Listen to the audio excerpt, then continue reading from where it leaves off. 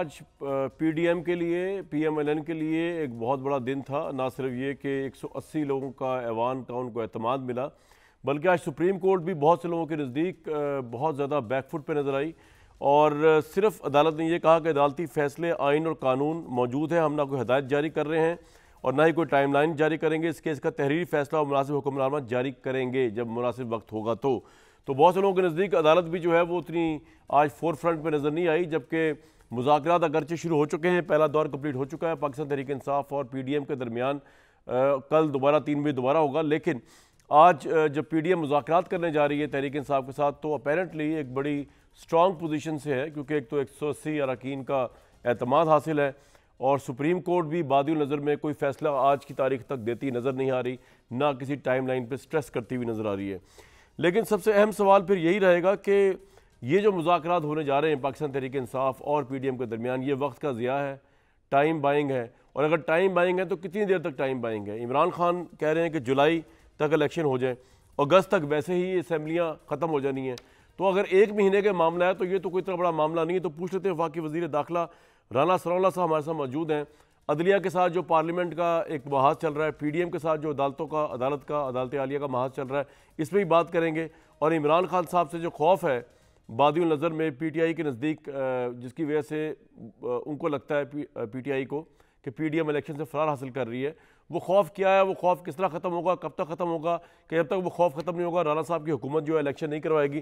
तमाम सवालात राना साहब, पहले तो बड़ा मुबारक हो आपको, 180 आपको वोट पड़ गए। लेकिन ज़िम्नन सवाल पहले से पहले बड़े सवालों पर जाओ। फवाद चौधरी साहब ये कह रहे हैं कि 20 पाकिस्तान तहरीक इंसाफ के अरकान थे आपके साथ। सर ये मामला क्या है, ये तो थोड़ा क्लियर करें। देखें, फवाद चौधरी साहब को चाहिए कि वो बयान देने से पहले या ट्वीट करने से पहले जो है वो हकीकत मालूम कर लिया करें। आज जब ये वोट ऑफ कॉन्फिडेंस हो रहा था तो अपोजिशन के 20 या 22 लोग जो है वो ऐवान में मौजूद थे और उन्होंने वोट ऑफ कॉन्फिडेंस में हिस्सा नहीं लिया। वो अपनी सीटों पे जो है वो बैठे रहे और जो ट्रेजरी बेंचेस पे लोग बैठे थे तो उन्होंने जो है वो अपनी सीटों पे राइज़ होके अपने आप को काउंट करवाया और 180 वोट जो है वो उन्होंने जो है वो वज़ीर-ए-आज़म के ऊपर अपना जो है वो कॉन्फिडेंस रिपोज किया। तो ये साहब, ये एतमाद का वोट आपने किसके लिए लिया है? क्योंकि प्राइम मिनिस्टर ये कह रहे हैं कि जी ये फैसला 3 मेंबर बेंच के लिए है। एतमाद का वोट का फैसला 3 मेंबर बेंच के लिए। ये तो खुला महाजरा ही है ना आपकी कोर्ट के साथ कि एतमाद का वोट भी आप कोर्ट को नीचा दिखाने के लिए ले रहे हैं। नहीं, बिल्कुल नहीं, नीचा दिखाने के लिए नहीं। हमें वो 3 मेंबर बेंच हो या वो 9 मेंबर बेंच हो, हमें हर बेंच का और मोअज़्ज़ज़ जजेस का जो है वो बेपनाह एहतराम है। इसमें जो झगड़ा है वो मैं नहीं समझता कि वो कोई हमारी उनके साथ कोई वार हो रही है। एक एकेडमिक डिस्कशन है। हम समझते हैं कि 63A पे जो फ़ैसला हुआ उसमें भी यही मोअज़्ज़ज़ तीनों जज साहबान थे, वो री राइट ऑफ कॉन्स्टिट्यूशन है जिसका सुप्रीम कोर्ट को ये इख्तियार नहीं है। हम समझते हैं कि ये 9 मेंबर्स का बेंच बना, 9 से घटते जो है ये आ गया 3 पे और 3 में से भी 2 ने जो है वो फ़ैसला किया, जबकि 4 मोअज़्ज़ज़ जजेस ने इन राइटिंग, कोई ज़ुबानी कलामी नहीं, इन राइटिंग जो है वो फ़ैसला दिया जो इसके बरअक्स है। तो ये हमारी एक जो है वो एक एकेडमिक और एक लीगल जो है वो हमारी। लेकिन राणा साहब, आपको इस चीज़ का एहसास है कि सुप्रीम कोर्ट जो है वो प्राइम मिनिस्टर के ऊपर तौहीन अदालत भी लगा सकती है? अभी उन्होंने फैसला तो नहीं दिया, वो फैसला देंगे और उसके लिए आप तैयार हैं? नहीं, हमारी ये अंडरस्टैंडिंग है कि ये 3 मेंबर बेंच जिस फैसले को मुसल्लत करते हुए ये फरमाया जा रहा है कि जी आप ये करें वो करें, पैसे दें, सिक्योरिटी दें, ये फ़ैसला अक़लीती फ़ैसला है। इसी बेंच के 4 मेंबर्स ने, जो कि 7 मेंबर का बेंच था, उन्होंने जो फ़ैसला दिया, उन्होंने ये सो मोटो जो है वो ख़ारिज किया। इसके अलावा एक और सुप्रीम कोर्ट के बेंच ने सो मोटो नोटिस के मतलब ये फ़ैसला किया कि जब तक इसके रूल्स नहीं बन जाते उस वक्त तक सो मोटो नोटिस जो है वो किसी पे भी कोई जो है वो समाअत या पेशरफ्त ना की जाए। इसी तरह से पार्लियामेंट ने एक कानून जो है वो पास किया है supreme court practice and procedures act, उस पर स्टे दिया हुआ है मोटो कोर्ट के ने। मतलब जो अच्छा है राणा साहब मुझे एक बात बताएं सर, एक बात बताएं, आप अब पार्लियामेंट वो कानून अभी आया नहीं, ठीक है, स्टे पहले ही दे वो दिया आपका पॉइंट सही है, वो भी हम समझते हैं वो कि आपका पॉइंट गैर बिल्कुल सही आईनी है और बिला इख्तियार फैसला है। बिल्कुल आप सही कह रहे हैं कि वो ये ऐसा नहीं होना चाहिए था। लेकिन राणा साहब मुझे एक बात बताएं, आप इतने सीनियर पार्लियामेंटेरियन हैं, ऑब्वियसली आप लोग दस्तूर बनाते हैं, आप ही ने दस्तूर को सेफगार्ड करना है। अब आप ही के बनाए हुए दस्तूर जिसके तहत आप लोग पार्लियामेंट में है, इलेक्शन होता है, आर्टिकल 68 कॉन्स्टिट्यूशन कहता है no discussion shall take place in Majlis Shura parliament with respect to the conduct of any जज of the Supreme Court or of a High Court in the discharge of his duties. यहाँ तो prime minister साहब से लेके बिलावल भुट्टो साहब से लेके आज तो मौलाना फजल रहमान साहब के जो बेटे थे उन्होंने यहाँ तक कह दिया कि कमेटी के सामने 3 मौजूद जजेस को बुलाना चाहिए। सरीहन पाकिस्तान के कॉन्स्टिट्यूशन की खिलाफ वर्जी है और इस तरह का प्रेसिडेंट राणा साहब सेट करके, तो आप जब आप इक़्तिदार में नहीं होंगे दूसरी पार्टी इक़्तिदार में होगी, वो भी यही कर रही होगी अगर आपके हक में कोई फैसला आ जाएगा कोर्ट को इस तरह वो उसकी तहकीक करी होगी। जी सर। जी कामरान साहब, मेरी अंडरस्टैंडिंग आपसे मुख्तलिफ है। आपने ये जो आर्टिकल पढ़ा है जी, मेरा ख्याल ये है या मेरी ये राय है कि कंडक्ट को जो है वो कंडक्ट मीन्स के मिसाल के तौर पे वो एक फ़ैसला करते हैं, वो अपने आप को एक जज के तौर पे कंडक्ट करते हैं, तो उनकी ज़ात जो है उसके ऊपर आप कोई कीचड़ उछालें या उसको आप डिस्कस करें या उनकी ज़ातियात में जाएं, ये गलत है, नहीं जाना चाहिए। इस आइन इसको मना करता है।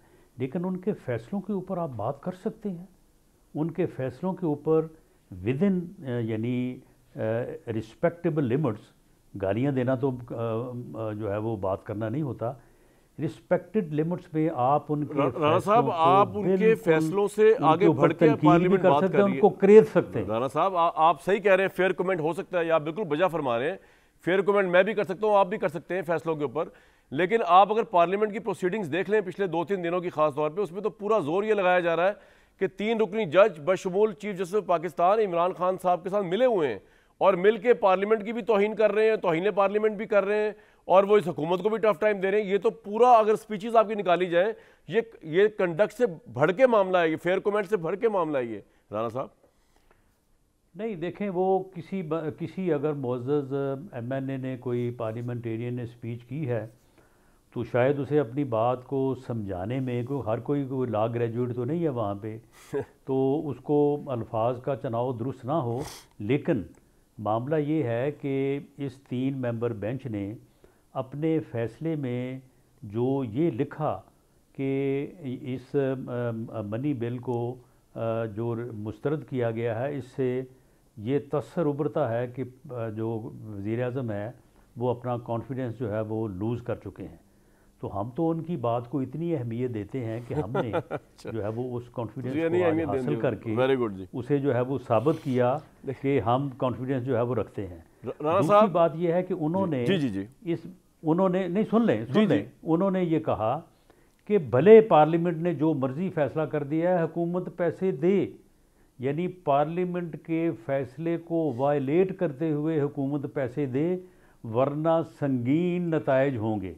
ये कंटेम्प्ट ऑफ पार्लियामेंट है। ये हुकूमत को एक गैर आइनी काम करने की तरफ एक तरगीब है जो कि अनकॉन्स्टिट्यूशनल है। साहब लेकिन देखें कंटेम्प्ट ऑफ पार्लियामेंट जो है जिसने भी किया बात यही की है। अब अल्फाज किसी के को जो है वो इधर उधर हो गया। राणा साहब कंटेम्प्ट ऑफ पार्लियामेंट तो एक सियासी नारा हो गया ना, उसकी कोई इंप्लीकेशन तो नहीं है कि कंटेम्प्ट ऑफ पार्लियामेंट करता तो आप क्या कर लेंगे। लेकिन आप कंटेम्प्ट ऑफ कोर्ट अगर करते हैं, आप फैसलों पे इंप्लीमेंट नहीं करते, तो कोर्ट तो कल भी डिसीजन दे के तो तौहीन अदालत लगा सकता है प्राइम मिनिस्टर पे। वो नहीं कामरान साहब, देयर इज प्रिविलेज एक्ट है, प्रिविलेज एक्ट है। कंटेम्प्ट ऑफ पार्लियामेंट जो है उसमें जनाब किसी भी जो कंटेम्नर हो उसे बुलाया जा सकता है, उसे सज़ा दी जा सकती है। और इसी तरह से अगर किसी ने आइन को वायलेट करने की कोशिश की है या वायलेट करने की तरगीब दी है तो उसे आर्टिकल 6 में जो है वो बुलाया जा सकता है और आर्टिकल 6 की प्रोसिक्यूशन तो मुझे एक बात बताएं, पार्लियामेंट देती है। तो आज जो मौलाना असद जो थे जो कह रहे थे कि जी 3 मौजूद जजेस को बुलाया जाए, तो आपके जहन में ये तो नहीं चल रहा खुदा ना खास्ता कि ये जो कंटेम्प्ट ऑफ पार्लियामेंट के ज़िम्मन में जो जजेस को बुलाया जाए पार्लियामेंट के अंदर? कमेटी के अंदर? नहीं तो अगर जजेस को बुलाया जाए तो ये कोई पार्लियामेंट कोई जो है वो कोई बुरी जगह है। पार्लियामेंट एक जो है वो मदर ऑफ इंस्टीट्यूशन है।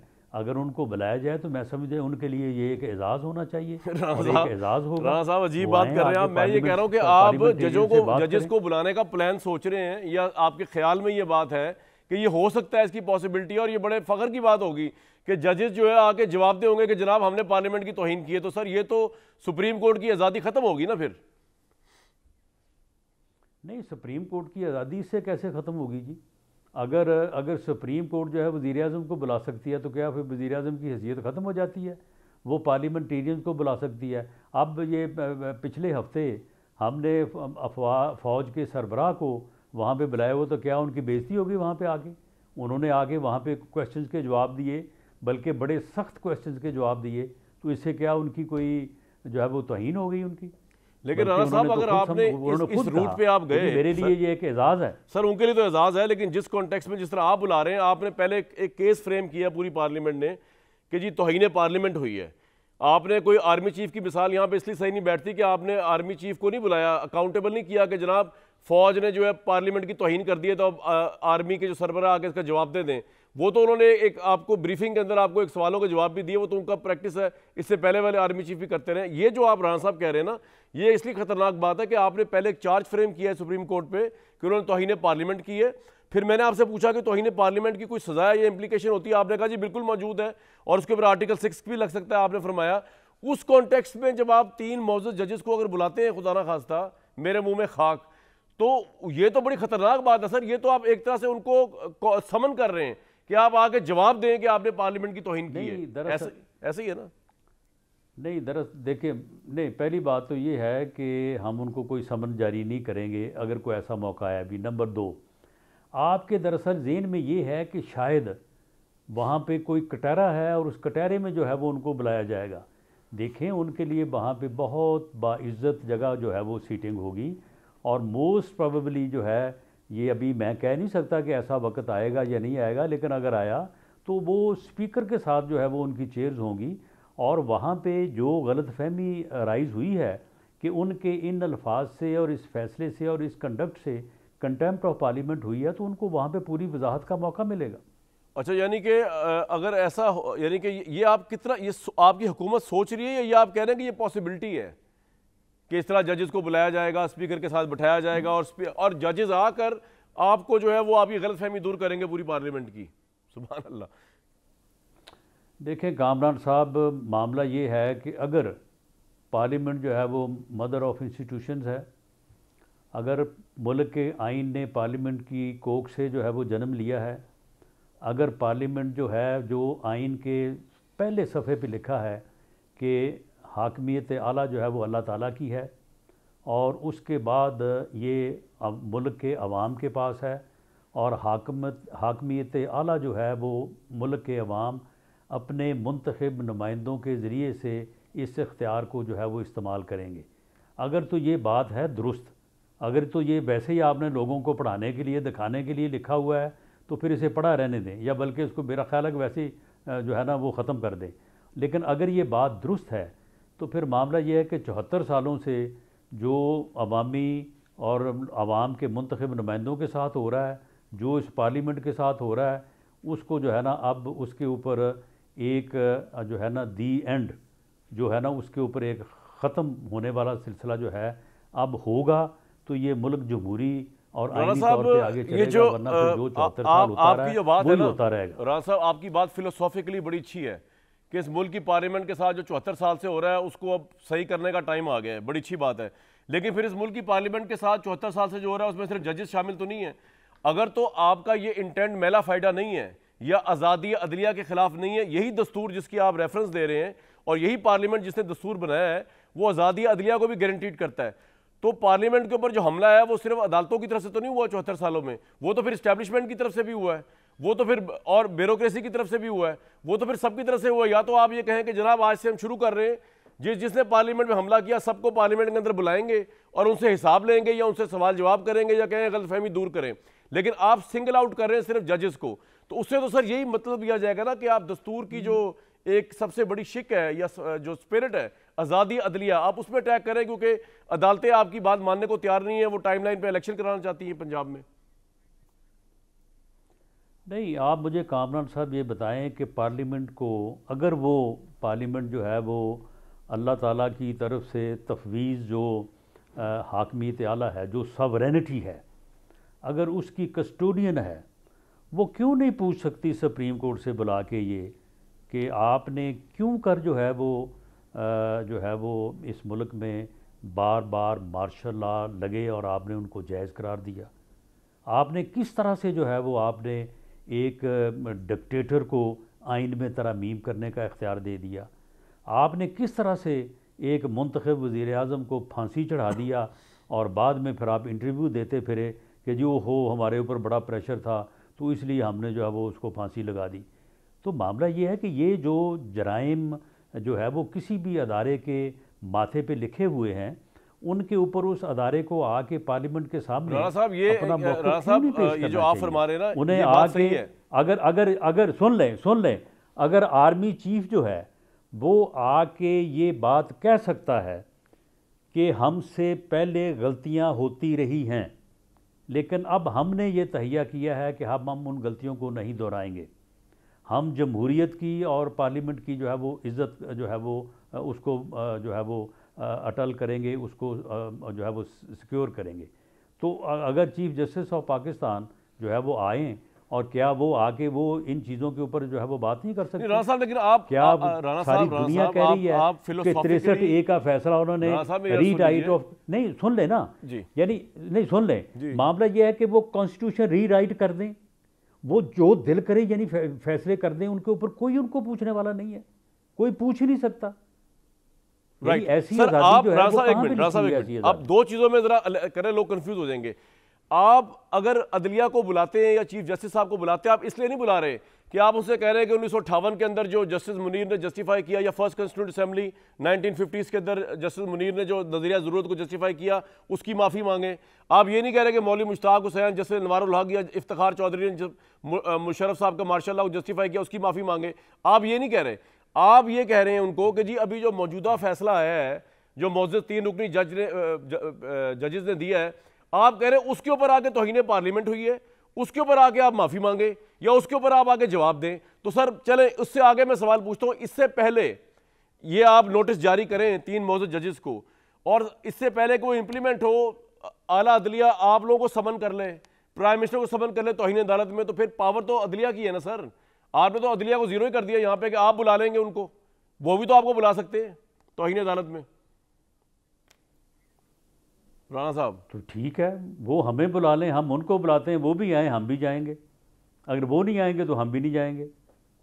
राणा साहब ये बड़ा खतरनाक गेम हो जाएगा, इसलिए कि आज आप पावर में हैं, कल कोई और भी पावर में आ सकता है, कल इमरान खान भी पावर में आ सकते हैं, कल कोई ऐसा फैसला हो सकता है जिसमें आपको रिलीफ मिले, कोई कल इलेक्शन का मामला इसे लटक सकता है, इमरान खान पावर में हो। लेट्स सपोज, मैं अस्यूम कर रहा हूँ, अगर जो आपको मेरी बात अच्छी नहीं लग रही होगी कि मैं इमरान खान को कह रहा हूँ पावर में, लेकिन उस तरह ही अगर आप कोर्ट का फैसला आ जाए आपके हक में और इसी तरह इमरान खान साहब की 180 वोटों की हुकूमत जो है वो ये कहता है कि हम तो मानते नहीं, ये तो तौहीन पार्लियामेंट हुई है, हम तो ये नहीं करेंगे, हम तो वो नहीं करेंगे, सर फिर तो इस मुल्क में सुप्रीम कोर्ट और अदालती निज़ाम खत्म हो गया ना, रूल ऑफ लॉ खत्म हो गया इस मुल्क से सर।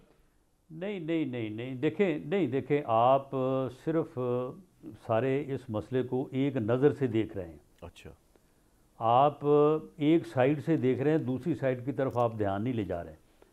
मेरी बात सुन लें, मैं एक कानून का तालिब इल्म भी हूँ और मैंने अपनी ज़िंदगी का आगाज़ जो है वो बतौर वकील किया, इसलिए मैंने अब इब्तदा से ये सीखा है कि अदलिया का, जज साहबान का जो है वो एहतराम जो है वो मलूज़ खातर रहना चाहिए।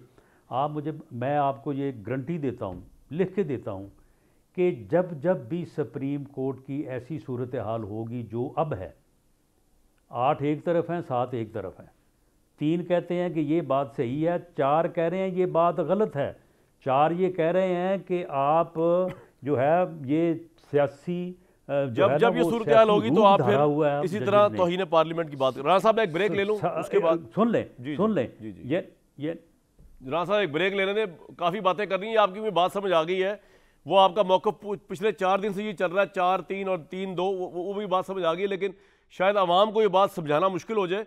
एक ब्रेक लूंगा, राना सनाउल्लाह साहब हमारे साथ मौजूद हैं। अब ये जो मुज़ाकरात हो रहे हैं, कोर्ट वाली बात तो होगी जो हो गई, जो मुज़ाकरात हो रहे हैं इसमें सारा मामला रह गया 1 महीने का। इमरान खान साहब ये कह रहे हैं कि जी मैं जुलाई तक आप एक इलेक्शन करा लें पूरे मुल्क में, मैं एग्री करता हूँ। ये गवर्नमेंट वैसे ही अगस्त तक है, उसके बाद अगस्त में जाना है इसने, और उसके बाद अक्टूबर में वैसे ही इलेक्शन होने। तो राना साहब को से पूछने की जरूरत ये है इस वक्त इस प्रोग्राम के प्लेटफॉर्म से कि जनाब ये 1 महीना ऊपर नीचे से क्या फर्क पड़ेगा, या इमरान खान की पॉपुलैरिटी का खौफ अभी मौजूद है जिसकी वजह से शायद आप अगस्त में भी ना जाए, आप अक्टूबर में भी इलेक्शन ना करवाएं। एक ब्रेक लूंगा जिस पे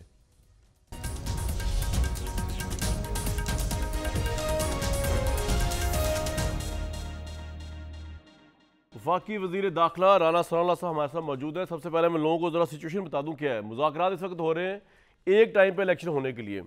इस वक्त आप समझें कि अप्रैल जो है वो तो निकल ही गया है, तो मई और जून और जुलाई ये 3 महीने हैं, और चौथा है जी अगस्त। अगस्त 13 को वैसे ही असम्बलियाँ की मुद्दत ख़त्म हो जानी है।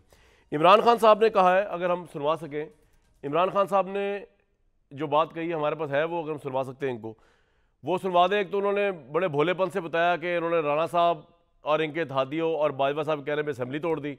उसके बाद उनके साथ क्या हुआ, और वो जुलाई तक आ गए। राणा साहब 1 महीने के मामला, इमरान खान साहब कह रहे हैं कि असेंबली डिसॉल्व कर दें, जुलाई तक जो है इलेक्शन अनाउंस कर दें। जब असेंबली डिसॉल्व होगी 90 डेज़ का टाइम होना है, बात वहीं पर आ जानी है। अब ये जो मुज़ाकरात हो रहे हैं उसमें आपका क्या एजेंडा है, आप क्या कह रहे हैं कि कब कराए जाए इलेक्शन?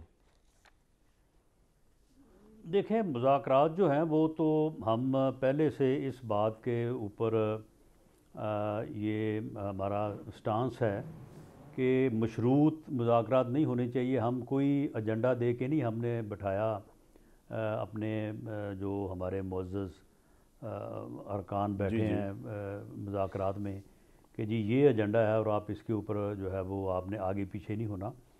वो बात करेंगे और बात करने के बाद जो चीज़ें जो है वो आगे बढ़ेंगी तो उसके मतलब फिर वो दोबारा आके अपनी पार्टी से और जो पार्टी हेड्स की नहीं राणा साहब, मैं ये पूछ रहा हूँ कि इसमें इशू क्या है? अगर जुलाई में इलेक्शन हुए थे, अगस्त में तो वैसे ही असेंबलियाँ ख़त्म हो रही हैं, अगर इकट्ठे इलेक्शन हुए थे। इसमें इशू एक तो ये है जी, एक तो ये है कि एक ज़िद्दी अनापरस्त और फितना सिफ्त इंसान जो ये समझे कि जी मैं ऐसा नहीं होगा तो मैं ऐसे कर दूंगा, मैं आ रहा हूँ, मैं आगे आपका घिराव कर लूँगा, मैं आपको आगे मैं कैपिटल सिटी को सील कर दूंगा, मैं तुम्हें छुपने के लिए जगह नहीं मैं आपको मिलेगी, आपको भागने के लिए जगह नहीं मिलेगी।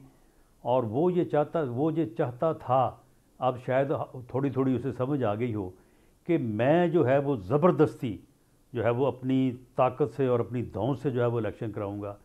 एक तो उसे ये मालूम हो जाना चाहिए, उसे समझ आ जानी चाहिए, और उसे अब इसका एतराफ़ कर लेना चाहिए कि तुम ये नहीं कर सकते और तुम ये नहीं कर सके हो और हम ऐसा होने भी नहीं देंगे।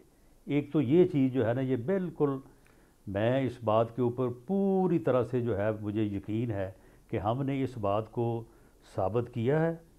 तो राणा साहब आपने अब साबित तो कर दिया है। अब अगर आप जुलाई में इलेक्शन करा लेते इकट्ठे, मत ख्याल करे कि मैं अपनी दौड़ से मैं इंसानों का समुंदर ला के मैं ये करके तो मैं वो नहीं करूँगा तो मैं ये करूँगा, ये बातें जो है ना ये सारी जो है ना इसकी खाम ख्यालियत थी, नंबर 1।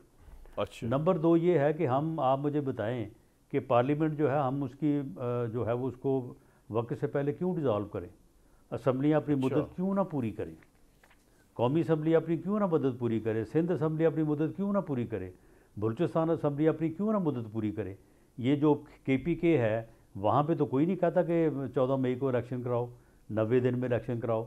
ये पंजाब असम्बली इतनी बदकिस्मत है कि इसको जनाब लेकिन राणा साहब अब तो पंजाब की असेंबली टूट गई है ना सर, तो वहाँ तो इलेक्शन क्यों तोड़ा? अगर कौमी असेंबली के पहले नहीं गैर आईनी टूटी है ना जी।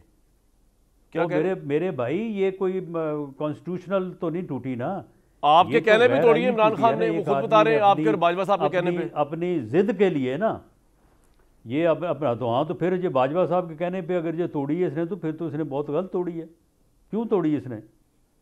ये तो मैं समझता हूँ कि वो जब 9 मेंबर का बेंच था ना जी, तो वहाँ पे एक सवाल ये भी उठा था कि पहले ये तो देखें कि ये असम्बलियाँ जो तोड़ी गई हैं, जो इख्तियार है चीफ मिनिस्टर को कि वो असम्बली जैसे अतर बिनला ने उठाया था इस सवाल, क्या वो कोई उसके पास कोई बच्चों ये खिलौना है किसी बच्चे के पास कि वो जब उसका दिल चाहे तो उसको तोड़ दे?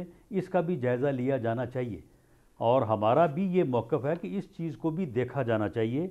और वक्त से पहले इलेक्शन और सिर्फ 5 में से 1 असम्बली का इलेक्शन जो है ये मुल्क को जो है वो अफरा तफरी और जो है वो साहब मैं आपसे अर्जी कर रहा हूँ कि आपने उनकी जिद अना को दिखा दिया कि आप उनकी मर्जी नहीं मान रहे। अब आप एक इकट्ठे अगर इलेक्शन हो रहा है जिसमें सुप्रीम कोर्ट की भी फैसले की लाज रह जाए, जिसमें पीडीएम भी पावरफुल होकर आई है, एतमाद का वोट ले लिया, इमरान खान की भी जो बात है उसकी बात भी थोड़ी सी रह जाए, आपकी बात तो पूरी रह गई कि पंजाब का इलेक्शन आप 14 मई भी आगे थी, उसके बाद भी आप आगे ले जा रहे हैं। जुलाई के भी बाद असेंबली अगर डिसॉल्व करते तो कहीं जाके अगस्त सितंबर में इलेक्शन, बल्कि जुलाई अगस्त सितंबर अक्टूबर में कहीं जाके इलेक्शन होंगे ना, या सितंबर में इलेक्शन होंगे। तो कहने का मतलब है आप इस पर अड़े हुए कि नहीं असेंबली हमने तोड़नी नहीं, तो फिर मुज़ाकरात क्यों हो रहे हैं अगर आपने असेंबली तोड़नी नहीं है इमरान खान के साथ? नहीं बात ये है, नहीं हमारा मौक़िफ़ तो ये है ना, हमारा मौक़िफ़ ये है, लेकिन हम विद ओपन हार्ट जो है वो मुज़ाकरात में गए हैं। लेकिन आप मुझे ये बताएं ना कि अगर जुलाई में असम्बलियाँ तोड़ें तो इलेक्शन हो जाएंगे 10 सितंबर को जी, और अगर ये असम्बलियाँ अपनी मियाद पूरी करें तो इलेक्शन हो जाएंगे 14 नहीं राना साहब, अगर आप असेंबली तोड़ेंगे तो 90 डेज में होंगे ना इलेक्शन। तो आप मुझे बताएं कि इस एक महीने में, आप मुझे बताएं ना इलेक्शन अगर आप असेंबली तोड़ेंगे क्या मसला तो 90 डेज में होंगे इलेक्शन, और अगर असेंबलियाँ खुद ब खुद टूटेंगी तो 60 डेज में होंगे। तो अगर आप जुलाई 10 को तोड़ते हैं, ऐसा नहीं है। अगर नहीं सुन ले, अगर हम असम्बलियाँ तोड़ें म्याद पूरी होने पे, यानी खत्म हो जाए 13 अगस्त को तोड़ें तो फिर 60 दिन में होगा। जी यही मैं कह रहा हूँ, फिर 60 दिन में होगा। जी यही मैं कह रहा हूँ सर। 13 सितंबर से पहले तोड़ें तो फिर 90 दिन में होगा। ठीक है, 13 अगस्त आईनी पोजीशन ये है। 13 अगस्त को अगर तोड़ें तो फिर 60 दिन में होगा। हाँ जी यही मैं कह रहा हूँ। 13 जुलाई को तोड़ें तो फिर 90 दिन में होगा। जी, तो मैं यही तो कह रहा हूँ, अगर आप जुलाई में तोड़ दें तो वो बात तो वहीं चली जाएगी, जुलाई से अगस्त अक्टूबर में इलेक्शन होगा। आपकी बात भी रहेगी अक्टूबर में इलेक्शन हो रहा है। नहीं तो फिर बात ये है ना कि फिर ये खामखा की, यानी अब एक झूठी अना को रखने के लिए कि जी मैं ये कह सकूं कि देखें जी मैंने ये मनवा लिया, मैंने ये करवा दिया। अब छोड़े इस बात को यार, आपकी बात मान ली, सुप्रीम कोर्ट नजर आज जो है जरा बड़ा नरम गोशा अपनाया है। ये जो है इसने 14 मई को इलेक्शन नहीं हो रहा पंजाब में, और क्या चाहिए राणा साहब? और आपने क्या यहाँ पे क्या करना है मजीद बताएं? सब कुछ तो आपका मान लिया गया। तो 14 मई को तो कामरान साहब, अगर हम इनको कल पैसे दे भी दें 14 मई को तो फिर भी नहीं हो सकता। आपने मामले ही वहां तक ले गए हैं, राणा साहब। मैं ये कह रहा हूं, तुम समझो तुम जित गए हो, हुन तुम पोजीशन ऑफ स्ट्रेंथ पे बैठे हो, हुन इलेक्शन करा दो, वैसे भी अक्टूबर ही चोरन ने, वैसे भी नहीं गल सुनो ना, इनू मनाओ। ये जड़ा इहदा तकब्बर है ना, ये कहे कि जनाब मैं गलत सी, मैं गलती की थी है। ਇਹਦਾ मतलब है कि तुम इलेक्शन नहीं कराने। इमरान खान तो नहीं मान सकता ना, वो नहीं मान सकता इमरान खान। नहीं बिल्कुल कराने, बिल्कुल। अच्छा राणा साहब, एक गल सही दसना, मैं थोड़ी जाती गल नहीं कर रहा। 13 अगस्त रात 12 बजे बहादुर आदमी हो, मैं केयर टेकर सेटअप आ जाएगा। राणा साहब मेरी गल सुनो, ਤੁਸੀਂ बहादुर आदमी हो, मेरे सवाल ना किसी और पासे ना ले जाना। ਤੁਸੀਂ भी राणा राजपूत हो, बहादुर आदमी हो, लेकिन मैं गल कुछ और कर रहे हैं। आप सब लोग डरते हैं इमरान खान के सियासी ताकत से कि 2/3 मेजोरिटी लेके आएगा, तभी इलेक्शन में इतना डिले हो रहा है राणा साहब। वरना अगर आप लोग आधे भी पॉपुलर होते, आप फौरन इलेक्शन करा लेते। मसला क्या था? वैसे मैं आपको सच्ची बात बताऊं, खुदा की कसम, जिस दिन इसने ये टिकटें अनाउंस की हैं ना जी, ईमान से थोड़ी हिम्मत बढ़ गई। मैंने खुद अपनी पार्टी लीडरशिप को कहा कि अगर हमने इसको यहाँ तक ना लाए होते और कोई इलेक्शन कैंपेन के लिए कोई महीने का टाइम होता तो हमें इलेक्शन जो है वो लड़ लेना चाहिए था। क्यों ऐसा क्यों सोचा आपने? मामला ये है कि वो इसलिए सोचा कि इसने टिकट जो दिए हैं ना, देखिए हर हलके में जो है वो 5-5, 6-6 लोग जो है वो इनके पीछे पड़े हुए थे, इन्होंने सारे टिकट पैसे लेके दिए। और इतनी कहानियाँ हैं, अब फैसलाबाद की तो सारी मुझे मालूम है। तो मामला ये है कि इन्होंने बैठा लिया अपना। मामला ये है कि इस इलेक्शन में इंशाअल्लाह ताला आप ये देखेंगे, इलेक्शन ये हमें 2018 से बुरा इलेक्शन नहीं होगा, ये हमारे लिए उससे बेहतर ही होगा। तो उस वक्त हम जो है वो अक्सरियत हासिल कर गए थे। आप फिक्र ना करें, पंजाब में हम इंशाअल्लाह ताला जो है वो कामयाब हो नवाज गए। साहब, और लेकिन अक़लियत हमारी इमरान खान पे देखें, अल्लाह की कोई खास करामात है, मुकदमात उन पे बने, वो बरी हो गए, उनके कारकुनों पर तशद्दुद हुआ, वो फिर भी हीरो बन गए। इमरान खान की पॉपुलैरिटी ऊपर जा रही है। दूसरी तरफ आपके पास जो लीडरशिप है, मरीम नवाज साहब है, बड़ा मुझे उनका एहतराम है, और नो डाउट कि नवाज शरीफ साहब के बाद किसी ने अगर आपकी पार्टी को संभाला तो मरीम नवाज साहब है। लेकिन मरीम नवाज जो है वो इमरान खान के मुकाबले पे तो नहीं, उनकी टक्कर की नहीं है उस तरह ना मुकाबले पे, जो एक मुकाबला होता है, कोई एक बंदा जो मुकाबला कर सकता है आपकी तरफ से, वो मियां मोहम्मद नवाज शरीफ साहब। और मुझे ये लग रहा है कि जब तक उनके केस खत्म नहीं होंगे, जो मौजूदा सेटअप में तो खत्म होते नजर नहीं आ रहे, अगले इस साल तो नजर नहीं आ रहे, तो आप मुकाबला जब करेंगे, पीएमएलएन के पास जो हौसला है वो है नवाज शरीफ। सही है, गलत है, जो भी है, बड़ा है, छोटा है, हौसला जितना भी है वो मौजूद नहीं है। इलेक्शन का आप किस तरह मुकाबला करेंगे? इमरान खान तो बहुत बड़ी ताकत है इस वक्त पंजाब में। नहीं, ये हमने फैसला कर लिया है, और ये फैसला हो चुका है पार्टी लेवल पे कि इंशाअल्लाह ताला जैसे ही इलेक्शन कैंपेन जो है वो शुरू होगी, तो मियां नवाज शरीफ साहब की जो लीगल उनकी कॉम्प्लिकेशंस हैं, उसके ऊपर भी पूरी रिहर्सल, पूरा वर्क जो है वो हो चुका है। वो वे आउट भी बन चुका है कि किस तरह से मामला शुरू किए जाएंगे और किस तरह से उनको जो है वो आगे बढ़ाया जाएगा। तो इंशाअल्लाह ताला मियां नवाज शरीफ साहब तशरीफ़ लाएंगे, और पीएमएलएन की इलेक्शन कैंपेन जो है, इलेक्शन कैंपेन आपको पता ही है कि 30-35 दिन की होती है, 45 दिन की, इससे ज़्यादा तो इलेक्शन कैंपेन होती नहीं है। जी जी। तो इंशाअल्लाह ताला उसको लीड वही करेंगे और वो आएंगे। राणा साहब, ये जितना हिरासा इमरान खान साहब को किया गया, देखें हमने आपके लिए बात उठाई थी, आप जब अंदर गए तो पूरे मीडिया ने आपके लिए आवाज़ उठाई, मैंने भी उठाई। अब इमरान खान के साथ भी वही कुछ हो रहा है जब आप लोग पावर में हैं। अब देखें ना, जिस तरीके से उनकी सिक्योरिटी और जिस तरह उनकी जान को खतरा है, तो सियासत को सर सियासत रहना चाहिए ना। ये तो ना होगा जी लीडर जो है उसको वो सिक्योरिटी के अंदर, कोर्ट्स के अंदर आ रहा है, उसको वो रोज़ बता रहा है, इमरान खान साहब रोज़ बता रहे हैं कि मेरी जान को खतरा है। कभी ईद में वो कहते हैं आप ऑपरेशन कर देंगे, कभी वो कह रहे हैं कत्ल कर देंगे मंसूबे बनाए में। तो सर तशद्दुद को सियासत से निकालना, राणा साहब, जो आपके साथ इमरान खान साहब के दौर में वो भी ज्यादती थी, अब जो इमरान खान के साथ हो रही है, जो हिरासा की है, वो भी तो ज्यादती है ना राणा साहब, वो भी तो नहीं होना चाहिए। आप पॉलिटिकल वर्कर हैं। कामरान साहब आप किसी दिन जो है प्रोग्राम अलहदा रख लें। जी जी। इनके खिलाफ तमाम FIR जो आप इकट्ठी कर लें, जज को धमकियां देने से लेके कोई और ट्वीट करने तक, कोई तकरीर करने तक, कोई बात करने तक, एक तोशा खाना ले लें, मनी लॉन्ड्रिंग ले लें, कोई एक भी मुकदमा FIR आप दे दें कि जनाब इस FIR में आपने क्या लिखा है, ये काम तो उन्होंने किया ही नहीं है, ये बात तो उन्होंने की नहीं है, आपने ऐसे ही उनके खिलाफ मुकदमा बना दिया।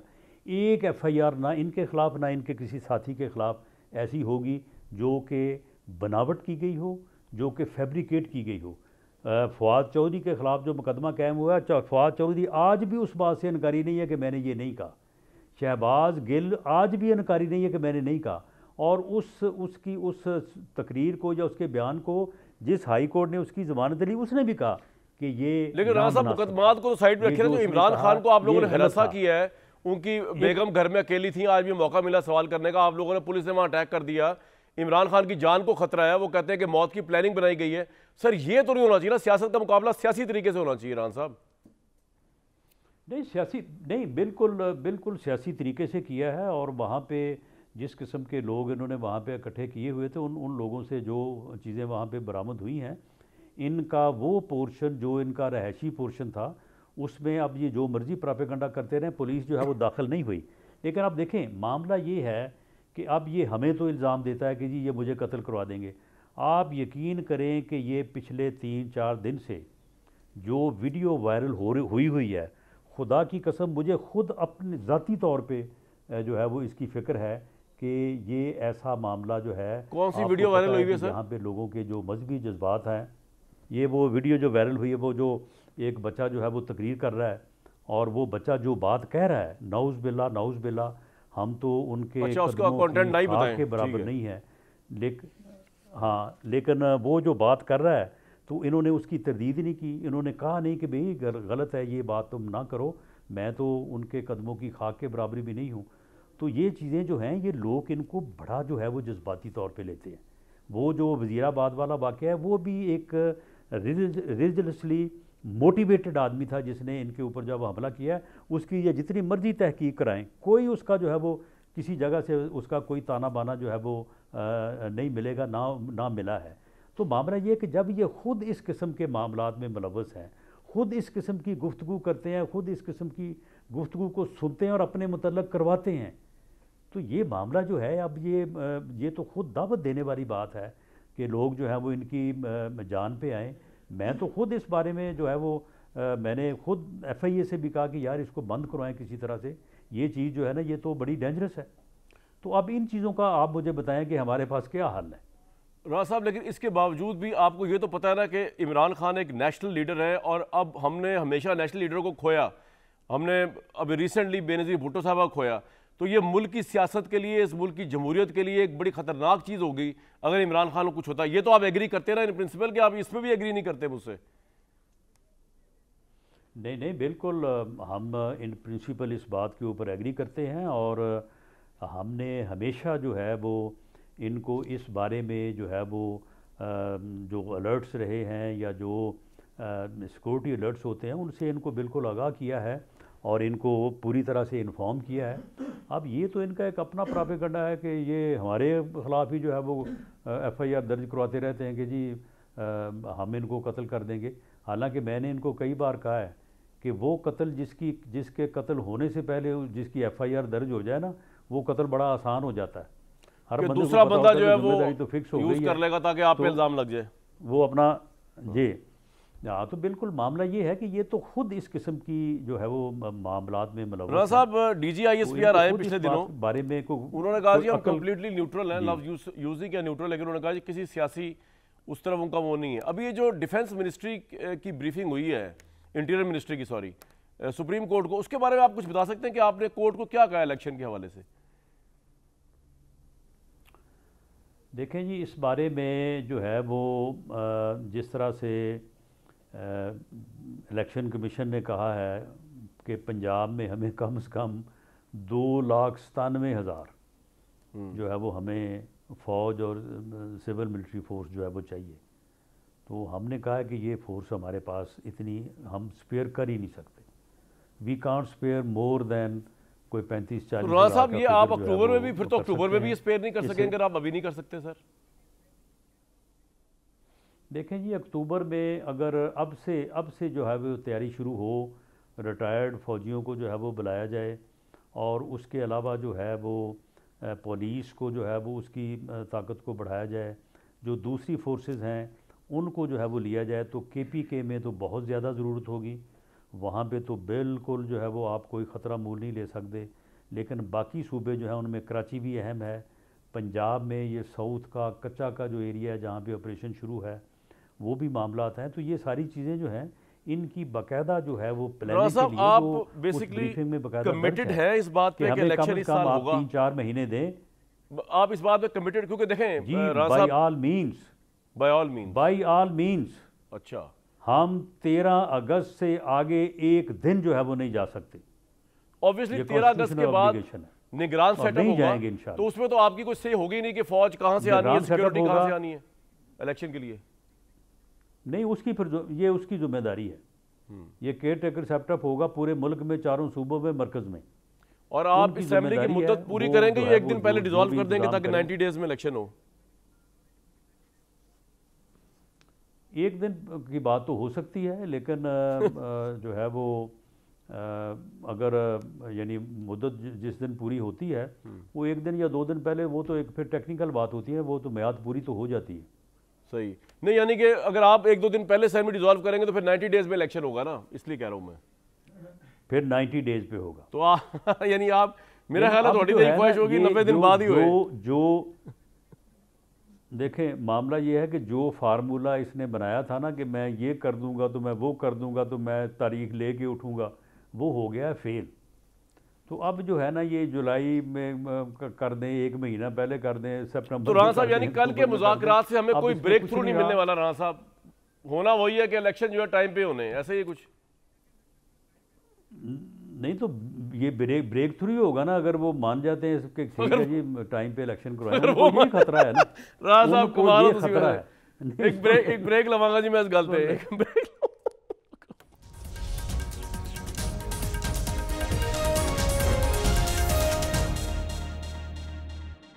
राणा साहब ने जी एंडी से मैंने हंसा देता, बड़ी कमाल की गल की। उन्होंने कहा जी एग्रीमेंट होगा और वो एग्रीमेंट इस तरह होगा कि वो अगर मान जाएंगे कि इलेक्शन एक ही डेट पे हो, यानी कि अगस्त में जाके कहीं, तो ये ब्रेक थ्रू उन्होंने डिस्क्राइब किया। राणा साहब छा गए, आखिरी जुमला कह के मुझे दीजिए नेक्स्ट वीक तक के लिए इजाज़त।